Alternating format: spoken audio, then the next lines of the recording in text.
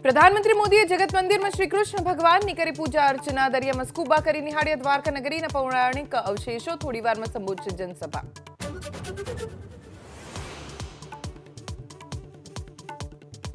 पाटणना समीमा लोकमेळा में मारामारी। वराणा खोडियार धाम लोकमेळा में असामाजिक तत्वों स्टॉल पर मचाव्यो आतंक।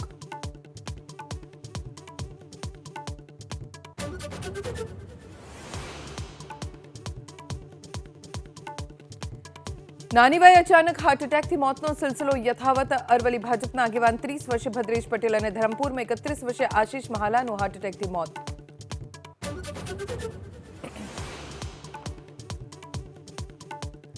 जम्मू कश्मीर कठुआ रेलवे स्टेशन थी ड्राइवर विना अचानक रवाना थई गई मालगाड़ी। होशियारपुर में चढ़ाणवाळो रेलवे ट्रेक होवाथी धीमी गति थया बाद रोकाई ट्रेन।